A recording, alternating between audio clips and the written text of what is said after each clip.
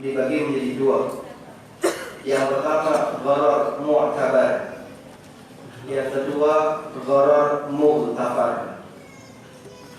Gharar yang dilarang dalam transaksi adalah gharar yang mu'tabar, sedangkan gharar yang mu'tabar hukumnya boleh. Karena manusia punya keterbatasan terhadap pengetahuannya, dia tidak tahu hal yang baik, sehingga ada banyak dalam transaksinya yang mengandung gharar, namun itu diizinkan oleh syariat sebagai efek samping atau karena pengaruh manusia tidak tahu sesuatu yang gaib. Apa itu gharar? Gharar adalah adanya ketidakjelasan dalam transaksi sehingga memungkinkan ada dua hal. Pertama menguntungkan, yang kedua merugikan. Contoh gharar bagaimana Pak? Contohnya jual beli ijon. Tahu jual beli ijon? Jual beli hasil buah yang masih mentah. Ada misalnya mangga yang masih mentah, mangga kecil-kecil, kemudian ditransaksikan. Mangga kamu satu pohon ini berapa? Anggap saja misalnya 1 juta. Kapan akan diambil, dipanen? Akan dipanen 3 bulan lagi. Maka dalam rentang waktu 3 bulan tidak bisa memastikan apakah mangga ini akan tetap utuh sejumlah itu ataukah banyak yang rontok. Kalau banyak yang rontok, dia rugi 1 juta. Kalau ternyata utuh, dia bisa untung lebih dari 1 juta. Transaksi seperti ini disebut gharar, yang didefinisikan oleh Syekhul Islam al-majhulul akibat, transaksi yang hasil akhirnya tidak jelas. Baik. Nah, gharar ada yang ditoleransi, yang disebut dengan gharar mu'tabar, diperbolehkan, dan ada gharar yang tidak ditoleransi sehingga menyebabkan akad jadi dilarang, yang disebut dengan gharar mu'tabar. Kapan gharar terhitung mu'tabar? Gharar terhitung mu'tabar karena beberapa keadaan. Yang pertama, nilainya besar, sehingga kalau gharar itu nilainya kecil, maka dia tidak diperhitungkan. Contoh ya, ada orang membeli padi yang masih ada di sawah, yang sudah saatnya dipanen, dengan cara ditebas. Sama ya bahasanya, ditebas. Ini padi sudah siap dipanen, dibeli dengan cara borongan, ditebas. Bolehkah ini dilakukan? Boleh, asal sudah siap dipanen. Dan transaksi seperti ini sudah pernah terjadi di zaman Nabi SAW. Ada orang yang beli kurma satu kebun dengan cara diborong, sehingga dia menghitung jumlah pohon kurma di sini ada berapa, kemudian kira-kira di masing-masing pohon ada berapa tangkai kurma yang siap dipanen. Orang bisa memprediksi dengan cara dihitung. Maka dia bisa mengeluarkan angka, ini kurang lebih akan menghasilkan padi 2 kintal. Nama atau nilai 2 kintal di situ kan pasti ada plus minusnya. Pasti ada plus minusnya. 2 kintal plus minus 10 kilo. Nah, plus minus itu bagian yang tidak jelas. Kalau nilai plus minus ini kecil, maka ini masuk gharar yang nilainya kecil. Hukumnya apa? Boleh. Kenapa? Karena ini di luar kemampuan manusia. Sehingga gak mungkin ada orang yang menghitung prediksi saya adalah 2 kintal 5 kilo pas, gak meleset sedikit pun. Itu tidak mungkin. Manusia gak sanggup seperti itu. Yang bisa dia lakukan adalah memprediksi, kemudian nanti dia bisa mengukur kurang lebih akan dapat sekian kintal plus minus sekian. Nah, sekian ini kalau kecil hukumnya boleh. Tapi kalau plus minusnya besar, ini kira-kira nanti dapat 2 kintal plus minus 1 kintal, itu kegedean. Tidak boleh ya. Tidak boleh. Dan dalam transaksi yang kita lakukan pasti ada gharar yang kecil seperti ini. Ada beli rumah yang sudah jadi, ada nggak ghararnya? Ada, karena kita tidak tahu pondasinya, kita tidak tahu sumurnya itu airnya berapa volumenya. Kita juga nggak tahu kira-kira bangunan ini nilai ketahanannya berapa lama. bagian itu masuk goror, tapi goror yang kecil, dan itu diizinkan. Karena kalau ini nggak boleh, manusia nggak bisa bertransaksi. Yang kedua, goror yang dilarang adalah goror yang menjadi tujuan utama akad. Berarti kalau goror itu bukan tujuan utama transaksi, diperbolehkan. Contohnya adalah goror yang sifatnya hanya mengikuti. Misalnya apa Pak? Saya kasih contoh. Ada orang jualan sapi, dua-duanya sapi betina. Yang satu sapi bunting, yang satu sapi perawan. Mahal mana? Bunting. Mahal ya? Ini sapi ya, mahal yang bunting. Padahal ukurannya sama, usianya sama, gemuknya sama. Cuma yang satu ada anaknya, yang satu nggak ada anaknya. Misalnya, yang sapi perawan 15 juta, yang bunting 20 juta. Kita bisa tahu, berarti tambahan 5 juta itu adalah harga Anaknya. anak. Boleh nggak kayak gitu? Boleh nggak? Boleh. Ini berapa? Ini berapa Pak? 20 juta. Loh, kok bisa yang ini 15 juta, kok ini 20? Harusnya harganya sama. Anaknya tak hitung. Oh, nggak boleh, itu horor. Boleh nggak anaknya dihitung? Kenapa? Belum tentu ini. Kenapa? Kenapa anaknya boleh dihitung? Karena dia sifatnya hanya mengikuti. Padahal kalau kita beli anaknya saja boleh nggak? Sapimu hamil, tak beli anaknya boleh nggak? Kenapa? Karena gorornya menjadi tujuan utama. Kalau tadi gorornya hanya mengikuti induknya. Sehingga kalau yang kita beli adalah sapi bunting, hukumnya boleh. Tapi kalau beli buntingan sapi, tidak boleh. Karena kalau yang kita beli isinya, anaknya, ini nggak jelas. Itu goror yang jadi tujuan utama. Paham di sini? Banyak sekali transaksi yang kita lakukan dan di situ mengandung goror, namun diizinkan. Contoh, semua moda transportasi umum pasti di situ ada asuransi. Naik kapal ada asuransi, naik kereta ada asuransi, pesawat juga ada. Asuransi goror bukan? Apakah akad membeli tiket pesawat gagal gara-gara di situ ada goror? Tidak. Kenapa? Karena goror di sini bukan tujuan utama. Gak ada orang yang misalnya ketika naik pesawat ditanya, ngapain bapak naik pesawat? Saya mau ikut asuransinya. Berarti dia boleh kecelakaan. Jadi tidak boleh ikut naik, itu hanya pidana. Sehingga boleh kalau orang membeli tiket pesawat, tiket kereta, tiket kapal, meskipun di situ ada gorornya. Boleh, karena gorornya di sini sifatnya mengikuti dan bukan tujuan utama. Mahfum insyaallah. Yang ketiga, goror yang dilarang adalah goror yang berlaku dalam akad muawadhah. Jika gorornya bukan akad muawadhah, muawadhah itu artinya akad komersil. Kalau gorornya akad sosial boleh. Nggak jelas, tapi dalam akad sosial hukumnya boleh. Akad tabarruan, akad sosial. Contohnya gimana Pak? Contoh, orang ngasih hadiah, dikasih bungkus, kelihatan nggak isinya? Tidak kelihatan. Bapak mau saya ngasih hadiah ini, apa isinya? Ya nanti buka saja di rumah. Nggak jelas, horor. Nggak mau juga nggak apa-apa. Boleh nggak orang menerima hadiah yang nggak jelas? Kenapa? Gratis.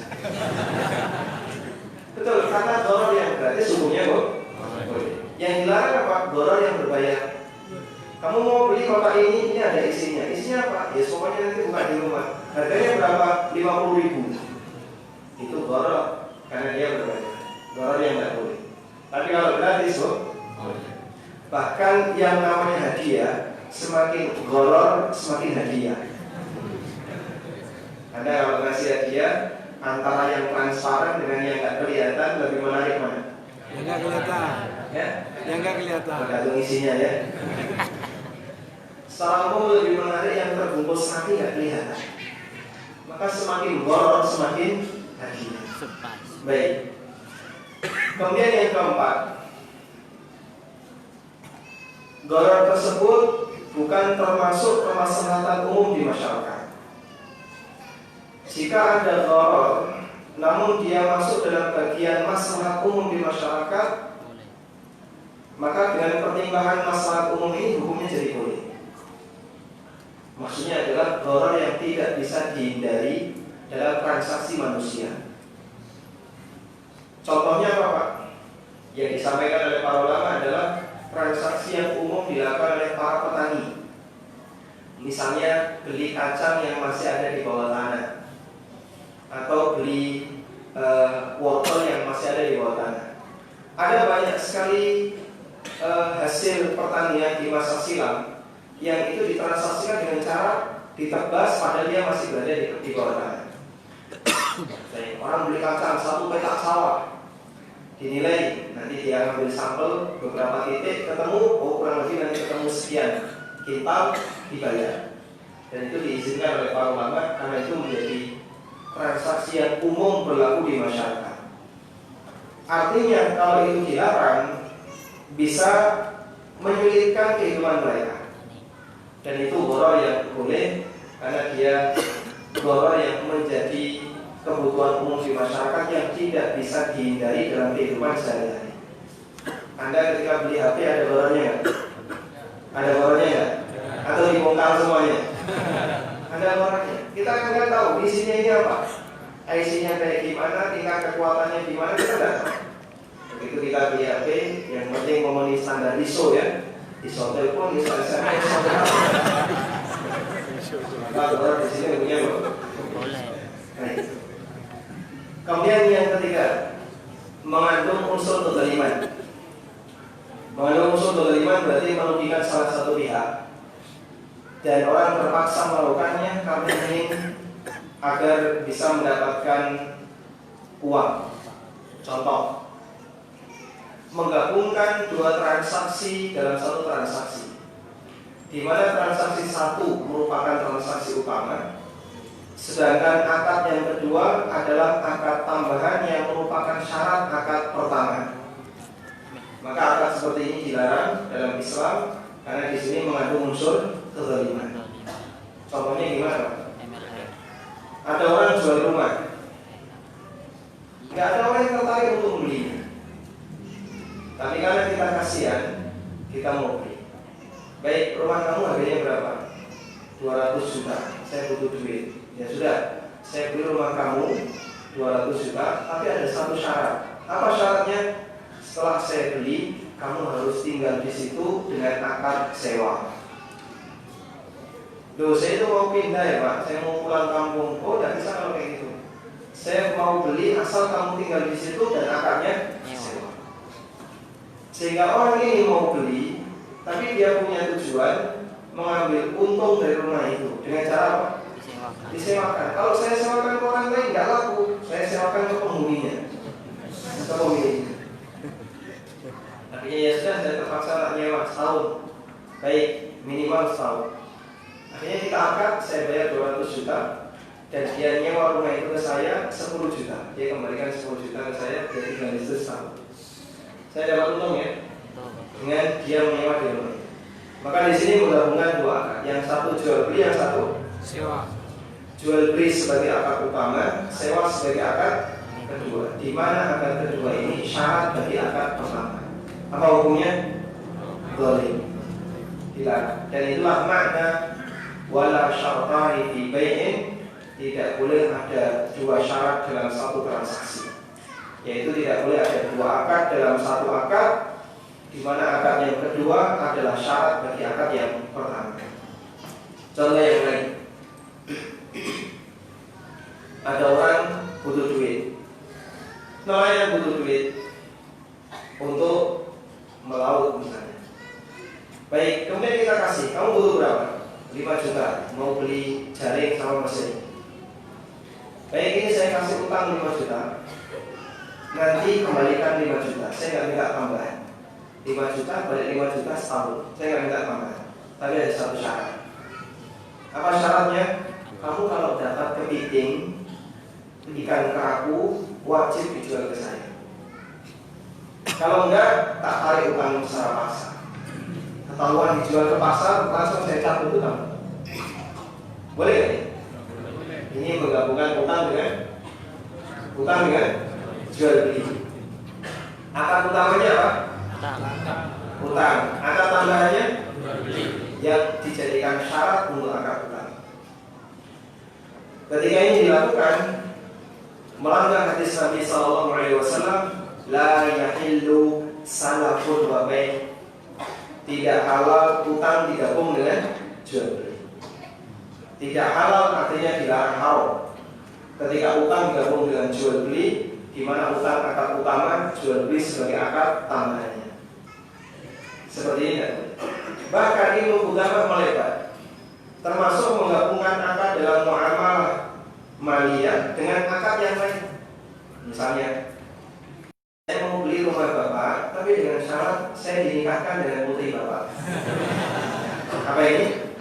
Menggabungkan akad jual beli dengan akad nikah. Boleh tidak? Boleh enggak? Oh, boleh. Tidak boleh.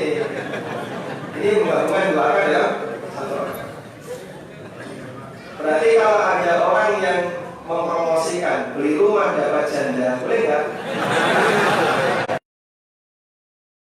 Nggak boleh. Kenapa nggak boleh? Menggabungkan dua akad dalam satu. Yang boleh gimana? Nikahi janda dapat rumah, boleh. Betul. Yang kedua ini kan rumahnya bonus, modalnya lebih sedikit. Setuju tak? Semangat ya. Allah baik, cukup sini saja ya, daripada nanti bikin rame. Sallallahu alaihi Muhammadin wa alihi wa sahbihi wasallam wa alihi wa Ada beberapa pertanyaan yang sudah masuk melalui kertas. Boleh langsung? Boleh. Kertas dulu. Tadi yang jual beli dengan syarat itu tidak boleh satu akad, ada dua transaksi dengan syarat. Sekarang itu yang jual, Ustaz. Tadi kan yang beli, ini yang jual. Beli ini tapi syaratnya beli ini. Sebaliknya itu, Ustaz, yang jual yang mensyaratkan sesuatu gitu. Yeah. Beli dua gratis satu. Terus yang kedua, Ustaz, Itu beli dua gratis satu. sudah beli HP saja. Yeah. Kamu beli HP, syaratnya harus beli ini sama yang jual gitu. Yeah. Syaratnya harus beli HP ini lagi gitu. Sebaliknya. Terus pertanyaan kedua, Ustaz, tentang pinjam real tadi, Ustaz. Pinjam real terus dibayar di rumah gitu, Ustaz, dengan kurs real yang dipinjam di sana gitu. Itu hukumnya tadi gimana, Ustaz? Tidak boleh, Ustaz. Riba Indonesia. Riba. Kalau emas, Ustaz, pinjam emas terus dibayar rupiah gitu, Ustaz. Oh, Sesuai kurs emas yang tunai dia apa pinjam. tidak? Baik. Tunai. Baik, untuk yang kedua saya jawab dulu ya. Ya. Pinjam real dibayar rupiah tadi sudah kita sampaikan, boleh asal tunai. Tunai. Tapi kalau tertunda, misalnya yang satu di Jeddah, yang satu di Jakarta, bahkan terjadi selisih hari, maka jelas ini masuk kategori riba nasiah. Solusinya gimana? Kaidah yang diberikan oleh para ulama, utang emas bayar emas, utang uang bayar uang, utang real bayar real, utang rupiah bayar rupiah. Sehingga dalam transaksi utang piutang, kaidahnya adalah apa yang diterima itulah yang kamu bayarkan. Pinjam. Contoh yang sering terjadi di masyarakat, saya lagi bangun utang semen sama tetangga, tapi dikasihnya duit. Misalnya, Bapak butuh semen berapa? 10 sak. Sekarang harga semen 45.000 per sak. Saya dikasih duit 450. Saya belikan semen 10 sak. Perjanjiannya, nanti kalau tetangga saya bangun, maka saya harus bayarkan dengan nilai yang sama, 10 sak juga. Tapi saya kasih duit. Kalau ternyata 2 tahun berikutnya dia bangun, dia butuh 10 sak dan harga semen 50.000, saya kasih 500.000. Apa ini? Tambahan 50.000 itu riba. Karena kemarin kan saya terima uang 450. ini kenapa saya kembalikan 500 dengan kesepakatan? Berarti tambahan itu adalah tambahan yang disepakati di awal dan itu transaksi riba. Yang benar gimana biar nggak riba? Dia utang semen, saya kasih semen, sehingga terimanya semen. Bukan saya kasih duit. Saya belikan semen 10 sak, kemudian saya minta toko besi tolong antarkan ke sini. Berikutnya, kalau saya bangun dulu yang sudah saya kasih 10 semen, dia harus ngasih saya 10 semen. Sehingga utang semen bayar. Mampu insyaallah. Alhamdulillah. Nggak boleh yang lain, aku kebagian. Ini Banyak. Yang pertama tadi itu. Yang pertama tadi apa? Yang diajarkan penjual itu Ustaz. Yang penjual. Baik. Kalau misalnya penjual mensyaratkan, Bapak boleh beli HP asal beli helm. Boleh nggak seperti ini? Dirinci oleh para ulama. Yang pertama, jika objek yang kedua adalah pelengkap objek pertama, hukumnya boleh. Karena objek pertama tidak akan bisa jalan, tidak berlaku untuk digunakan jika objek kedua tidak dibeli. Contoh, Anda beli tanah di tengah, sehingga butuh akses untuk menuju tanah itu. Berarti kalau saya beli tanah ini, saya juga harus beli tanah di sekelilingnya agar saya bisa menuju tanah itu. Maka beli yang kedua ini pelengkap untuk objek yang pertama. Beli burung, otomatis kan beli kurungan sana. Karena nggak ada beli burung dicek ini sampai rumah. Ini nanti sampai rumah mah budem burungnya, mati. Tapi kalau yang menjual burung ini sangkapnya bukan bonus loh Pak. Ini kalau Bapak mau bawa ya harus beli sangkap. Maka ini pelengkap, hukumnya boleh. Baik. Yang kedua, beli objek satu, tapi disyaratkan beli objek dua, dan objek dua ini bukan melengkap objek satu. Bapak kalau mau beli HP ini boleh asal Bapak harus beli helm ini. Gak tahu hubungannya HP dengan helm. Ini boleh hujan kan HP ini dihelmi. Kalau gitu saya tak beli resepnya saja. Ini nggak nyambung. Nah ketika dia maksa harus beli yang kedua, padahal itu bukan, nggak ada kaitannya, bukan pelengkap objek pertama, maka ini masuk dalam kategori wallahu a'lam. Ustaz, bukannya kita beramal itu juga ibadah? Kalau niat kita karena Allah, bukan hanya untuk keuntungan dunia, tapi juga untuk keuntungan akhirat. Baik. Hukum syariat ada 5: wajib, sunnah, mubah, makruh, haram. Yang bernilai ibadah menurut penjelasan Syekhul Islam, perbuatan atau ucapan lahir maupun batin yang dicintai oleh Allah. Sehingga kata para ulama, ini penjelasan yang akan disampaikan oleh Dr. Abdul Aziz Ar-Rayyis, hafizahullah. Berdasarkan definisi ini, maka bentuk ibadah hanya ada 4 kemungkinan: mengamalkan yang wajib, mengamalkan yang sunnah, meninggalkan yang makruh, meninggalkan yang haram. Tidak ada ibadah dalam bentuk melakukan yang mubah. Wa man ta'abbada bil mubah waqa'a fil bid'ah. Siapa yang melakukan ibadah dalam bentuk perkara mubah, maka dia terjerumus dalam amalan yang tidak ada syariatnya. Sehingga hukum asal muamalah itu bukan ibadah. Sebagaimana hukum asal makan, hukum asal tidur, hukum asal kerja itu bukan ibadah, kecuali dalam satu keadaan. Apa itu? Ketika dia menjadikan sesuatu yang mubah tadi sebagai pendukung ibadah. Sebagaimana perkataan Mu'adz bin Jabal, "Inni ahtasibu 'ala Allahi naumati kama ahtasibu 'alaihi qaumati." Aku mengharap kepada Allah dari tidur yang aku lakukan, sebagaimana aku mengharapkan Allah atas tahajud yang aku kerjakan. Sehingga ketika Mu'adz bin Jabal itu tidur, beliau niatnya biar nanti bisa kuat tahajud. Itu yang dimaksud menjadikan perkara mubah sebagai pembantu, sebagai sarana untuk bisa membantu kegiatan ibadah. Baru perkara mubah ini jadi ibadah. Tapi kalau beribadah dengan perkara yang mubah sendiri, hukumnya nggak boleh. Saya kalau nggak pakai peci hitam kayak gini, Pak, sholat rasanya kok kurang pahalanya. Tidak boleh, berarti dia ta'abbud dengan peci hitam. Sehingga kalau diganti putih, dia rasanya kurang marah. Kalau saya sholat nggak bawa sajadah, itu rasanya kok pahalanya kurang setengah. Tidak boleh. Kalau saya pikir nggak pakai tosbeh, rasanya kok nggak nyaman, itu tidak boleh. Berarti dia melakukan ibadah dengan perkara mubah. Ada orang yang pakai pakaian tertentu dan dia menganggap dengan pakaian ini dapat pahala. Padahal hukum asal pakaian itu mubah. Seperti gayanya orang sufi.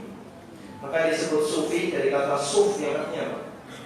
Wol, kain wol. Karena dia ketika pakai kain wol merasa bahwasanya dia sedang ibadah kepada Allah dengan menggunakan kain wol. Padahal yang namanya pakaian itu hukum asalnya wallahu a'lam. Sebentar dulu ya.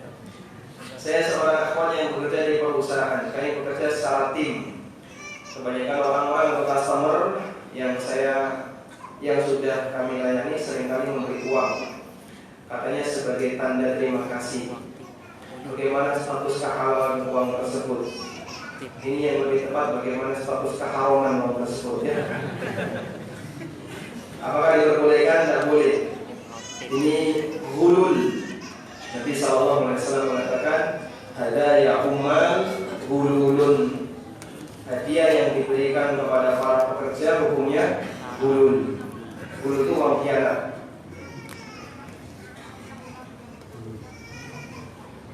Solusinya Apa hukum menjual barang yang kita sendiri nggak suka? Contoh tidak suka pepaya, bolehkah saya menjual pepaya? Boleh saja. Pemilik apotek dia jualan obat. Orang nggak ada obat yang dia suka. Boleh nggak gitu? Tidak boleh. Hukumnya apa? Boleh. Sah-sah. Tidak disyaratkan ketika menjual harus barang yang disuka. Apakah boleh dikosor dan dijamak ketika seorang musafir telah sampai di rumahnya di waktu isya, sedangkan belum sholat maghrib dan isya? Karena sudah sampai rumah tidak boleh dikosor, tapi boleh dijamak dengan jamak takhir. Karena dia belum sholat maghrib dan itu sudah masuk waktu isya. Apakah semua tulisan Arab tidak boleh diinjak ataupun ditaruh di jok sepeda, meskipun bukan ayat Al-Quran, bukan catatan pelajaran bahasa Arab? Baik, kalau itu bukan Al-Quran, tidak ada nama Allah, dan bukan hadis Nabi SAW, dan bukan ilmu, bukan berisi ilmu, maka tidak wajib harus dimuliakan. Misalnya dibungkus mie instan, ada tulisan bahasa Arab,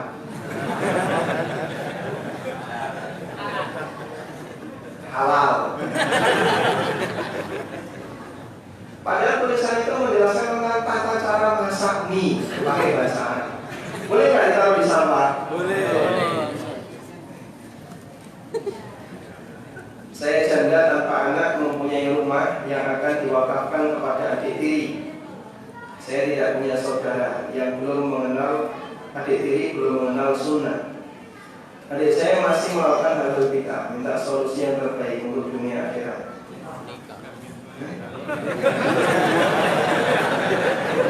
Ini yang menjawab jamaah ya. Jamaah ngasih solusi menikah.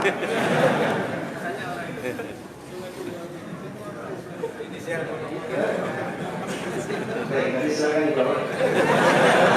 Tapi nggak ada orang umum di sini. Kalau Anda menyadari bahasanya ketika Anda wakafkan harta yang Anda punya, rumah yang Anda punya kepada orang yang tidak bisa menggunakannya untuk sesuatu yang benar, maka bisa Anda alihkan. Misalnya dialihkan ke yayasan atau lembaga pendidikan yang mengajarkan sunnah. Wallahu a'lam. Bagaimana hukumnya bertamu bermalam di rumah orang yang bekerja di bank? Saya kasih kaidah umum. Bolehkah menerima harta dari orang yang sumbernya haram, dari orang yang pendapatannya haram? Ulama memberikan dua rincian. Yang pertama, orang yang pendapatannya murni haram. Misalnya, dia nggak punya penghasilan yang lain selain karyawan bank. Maka untuk jenis yang pertama ini kita dilarang untuk menerima hadiah apapun darinya, bahkan termasuk bermalam di rumahnya, karena nanti kan kita menggunakan fasilitas yang dia punya. Dulu Hasan Al-Basri mengatakan, "Idza stasqaita fasubhita min baiti sarraf." Kalau kamu kehausan, lalu kamu dikasih minum yang air itu berasal dari rumah orang yang suka melakukan transaksi riba, maka jangan kamu minum, karena dia penghasilannya haram. Bahkan ketika kamu ingin berteduh, kemudian ternyata kamu berteduh di balkon, di bawah balkon rumah orang yang transaksinya riba, kamu harus pindah. Ini cuma berteduh ya, bukan nginep. Apalagi kalau nginep. Yang kedua, orang ini punya penghasilan campuran, sehingga harganya mukhtalat, harganya campuran antara yang halal dengan yang haram. Terlepas mana yang lebih dominan, apakah yang halal atau yang haram, maka hukumnya boleh menerima hadiah dari orang ini, boleh bertransaksi dengan orang ini, termasuk bermalam di rumahnya, menerima makanan dan hadiah darinya, atau hadiah dalam bentuk uang darinya. Sebagaimana dulu Nabi SAW bermuamalah dengan Yahudi, padahal mereka terkadang dominan harganya haram, hasil riba, suap, menang judi, jual beli khamar, jual beli babi, darah, anjing, dan aneka transaksi haram yang lainnya. Tapi ketika Nabi SAW dikasih hadiah oleh mereka, beliau terima. Ketika dia diundang makan di rumahnya, beliau terima. Menunjukkan orang yang hartanya campuran masih boleh untuk menerima hadiah darinya. Wallahu a'lam. Assalamualaikum warahmatullahi wabarakatuh. Saat Anda safar, saya mau sholat wajib dengan diqashar. Apakah saya harus tahiyatul masjid dulu sebelum sholat wajib tersebut? Kalau Anda sholat qasarnya sendiri, maka bisa langsung sholat tanpa tahiyatul masjid. Tapi kalau Anda sholat qasarnya berjamaah, satu bis hampir masjid untuk sholat isya qasar, lalu saling menunggu, ada yang di toilet, ada yang masih wudu, ada yang masih persiapan, kemudian Anda sudah di dalam masjid. Mana yang lebih baik? Langsung duduk atau nunggu berdiri? Silakan tahiyatul masjid, memanfaatkan kesempatan Anda di dalam masjid. Masya Allah, yang ini belum sempat terbuka. Gimana? Ini kasihan yang sudah menulis. Berada.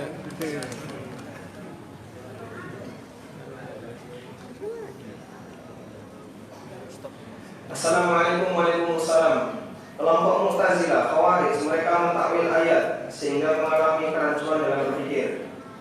Dalam kajian Ustaz yang dulu pernah dijelaskan, mereka tidak dikafirkan, tapi mereka ahlul bidah.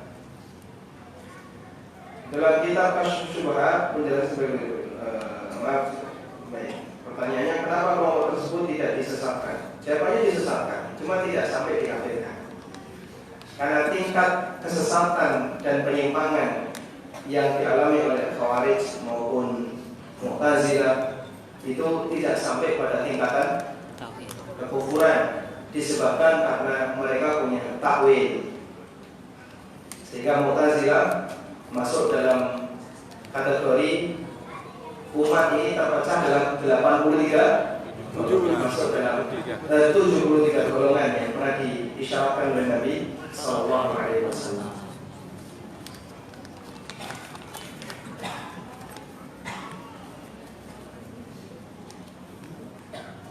Jangan banyak-banyak ya. Bagaimana status gaji dan pekerjaan seseorang di tempat kerja yang sumbernya dari pinjaman bank, insya Allah halal.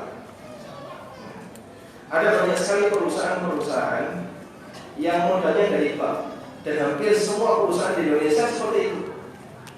Kalau kemudian terjadi sesuatu haram, nanti yang eksodus dari Surabaya ke Madinah banyak sekali. Dari Surabaya ke Madura banyak sekali. Perusahaan yang ada di Bekasi, yang ada di Jakarta, Muslim yang kerja di sana banyak sekali, jutaan jumlahnya. Dan perusahaan asing itu modalnya dari hasil pinjaman bank.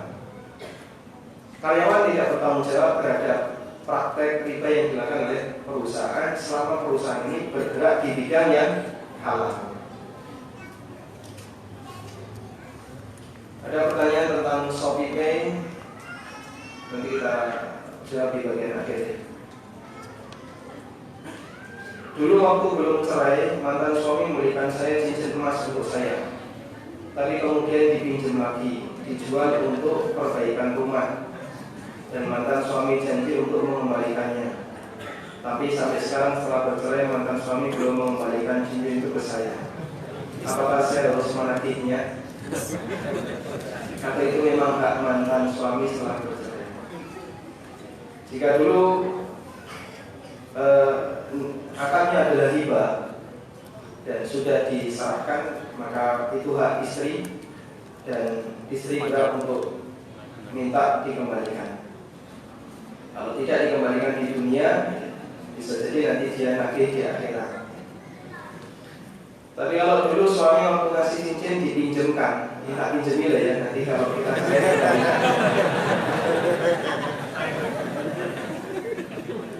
kalau kemudian diambil lagi oleh suaminya, Anda tidak berhak untuk nagih. Maka tanya ke suami, dulu itu hibah atau pinjam?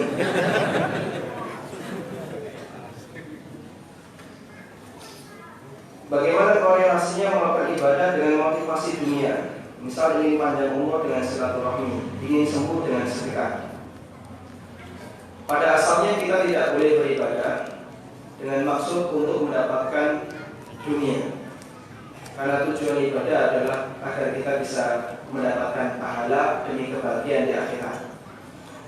Kecuali untuk ibadah yang dijanjikan ada manfaat dunia. Contoh, perang dapat ghanimah. Contoh yang lain, silaturahmi bisa memperpanjang usia dan harta. Sedekah bisa menghilangkan bala.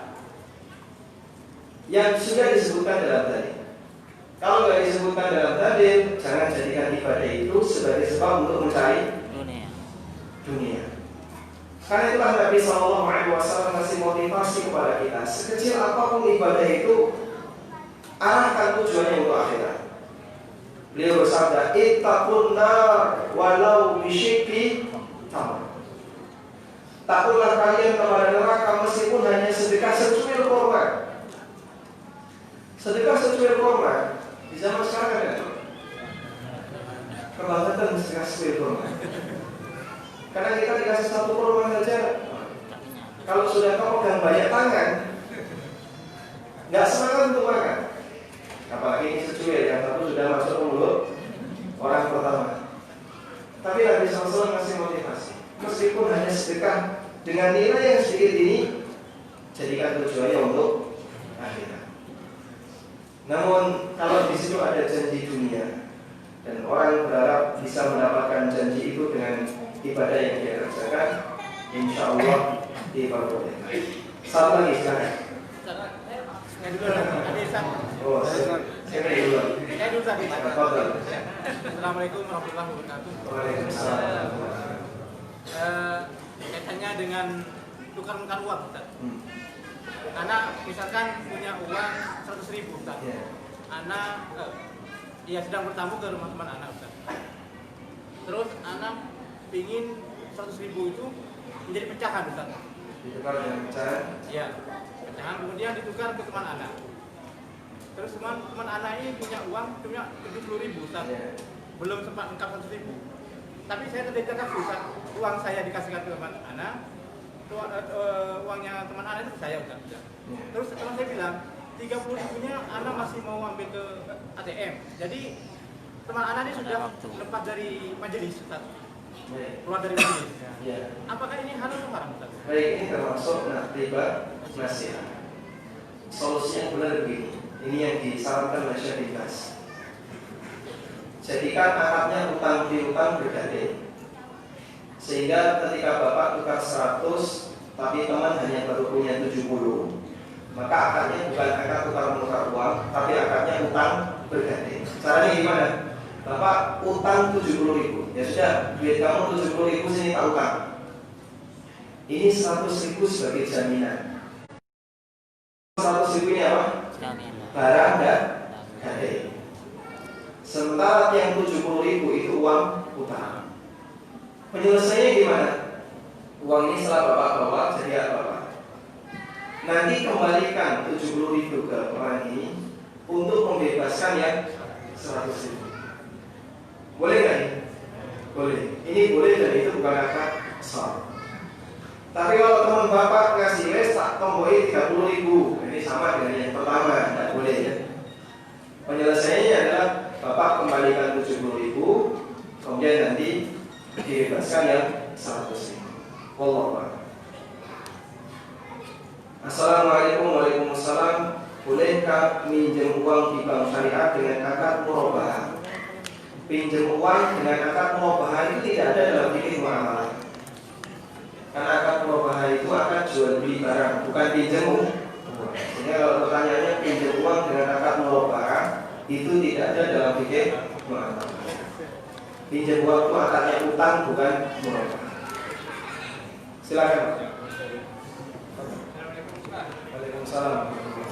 Makanya apakah dalam dunia jual beli itu ada hadis yang menyatakan tidak boleh menjual barang dengan dua harga? Tidak boleh menjual barang dengan dua harga, terus? Saya pernah dengar hadis itu. Ya, pertanyaannya. Maksudnya itu mungkin Itu akan benar pada. penjelasannya itu.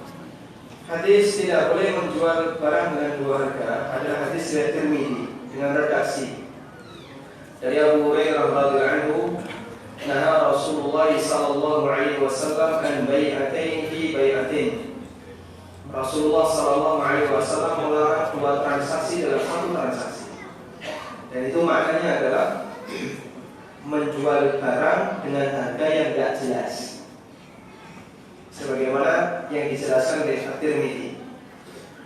Beliau setelah menyebutkan hadis itu memberikan penjelasan wa qad fassara ba'du ahli ilmi, dan sebagian ulama memberikan tafsir dari hadis ini yang redaksinya kurang lebih adalah jika ada orang menjual barang, kalau tunai 10.000, kredit 20.000.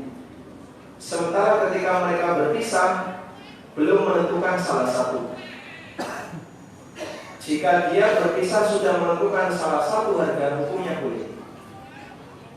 Berarti ketika ada variasi harga, namun pada waktu akad belum ditentukan harga mana yang akan diambil, maka transaksi ini masuk dalam kategori Dua harga. menjual barang dengan dua harga, yaitu menjual barang dengan harga yang tidak jelas.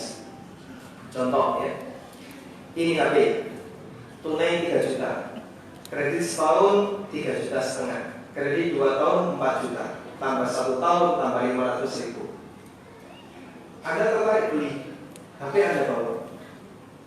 Langsung saya tanya, Bapak mau pakai harga yang mana? Gampang, pakai aku bisa setahun ya, HP ini nggak bisa 1 tahun HP ini. Boleh nggak ini? Nggak boleh. Kenapa? Jelas. Ya, jelas. Itu yang dimaksud jual beli dua. Baik.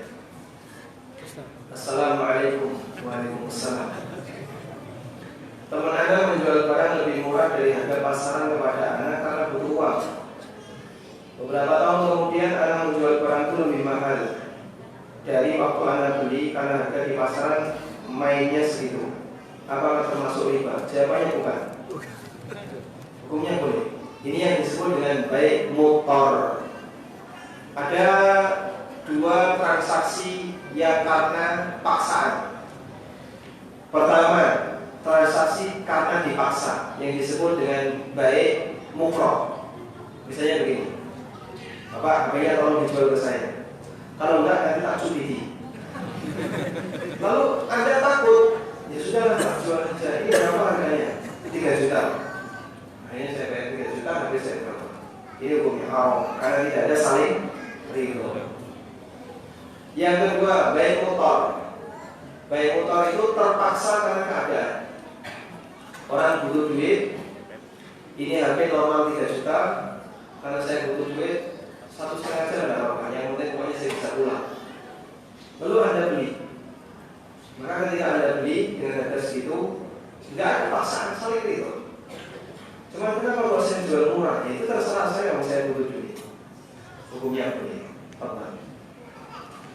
Mau tanya masalah zakat, Ustaz. Jadi kalau kita mempunyai harta, cuman zakatnya misalnya kita punya kambing, punya sapi, punya emas, semua itu tidak mencapai nisab. Bagaimana zakatnya? Baik.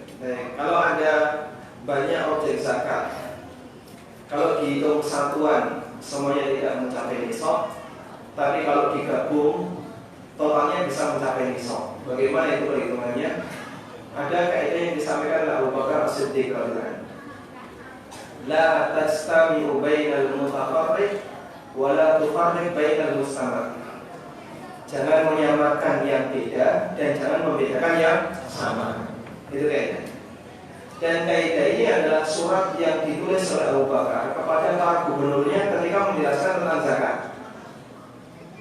Karena itu kalau misalnya nisab kambing 40 ekor, nisab sapi 30 ekor.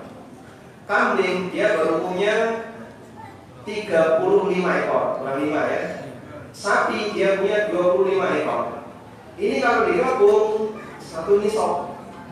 Tapi kalau terpisah, ini belum nisab, yang ini juga belum nisab. Kambing dengan sapi sama atau beda? Beda. Maka jangan samakan yang beda. Contoh yang lain. Di Madura Anda punya kambing 20. Di Jogja Anda punya kambing 15. Di Jakarta Anda punya kambing 15 juga. Berarti Jakarta, Jogja, Madura total 50. Sudah nisab belum? Sudah. Jenisnya sama, tapi tempatnya beda. Ulama beda pendapat ini digabung atau tidak. Sebagian mengatakan karena dia dirawat di tempat yang berbeda, maka dia tidak digabungkan. Karena dia berbeda ketika proses perawatan. Sebagaimana ini disebutkan dalam matan Ghaya wa Tafriq, matan Abu Syuja di Kiai Syafi'iyah, bahwasanya binatang yang sejenis kalau dia dirawat di tempat yang berbeda, maka tidak digabungkan. Lain dengan harta. Anda punya emas, punya uang, nah itu dianggap sama karena uang adalah keturunan dari emas. Sehingga punya emas misalnya 70 gram belum nisab, nisabnya 85. Punya uang 30 juta, masing-masing belum nisab, tapi kalau digabung sudah nisab, kena zakat karena uang dan emas dianggap satu. Wallahu ta'ala. Baik, cukup misalnya. Tadi demikian yang bisa kita bahas. Penting. Oh, apa masalah penting?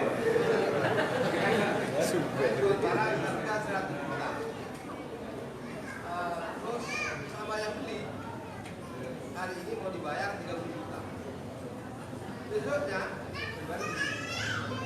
saya khawatir. Terus ada perantara. Perantara ini bilang, biar saya yang bayarin 70 jutanya, bisa minta 1 juta. Gimana? Baik. Perantara bayar itu 70 juta, tapi nanti dia minta 1 juta. 1 juta. Berarti dia mengutangi, tapi dia minta tambahan. Iya, riba. Begitu ya? Atau minimal dia mengutangi tapi minta uang jasa. Itu berarti menggabungkan antara utang dengan jual beli jasa. Andai kan perantara ini terpisah dengan kata utang, tidak masalah. Objek ini harganya 100 juta, baru di DP 30. Untuk bisa memastikan akadnya nanti penuh 100 juta, perantara ngasih utang 70. Andai kan perantara tidak ngasih utang, apakah dia dikasih 1 juta? Enggak. Berarti hukumnya dia mendapatkan manfaat dari transaksi utang, riba bagi perantara. maka tidak perlu dilayani yang seperti ini. Wallahu a'lam. Terakhir ya, Shopee Pay itu riba atau bukan? Pertanyaannya, orang yang menggunakan Shopee Pay apakah dapat diskon? Dapat free ongkir? ongkos kirim Dapat. dapat. Karena dapat, berarti akad yang terjadi ketika orang top up di Shopee Pay adalah akad utang. Sehingga dengan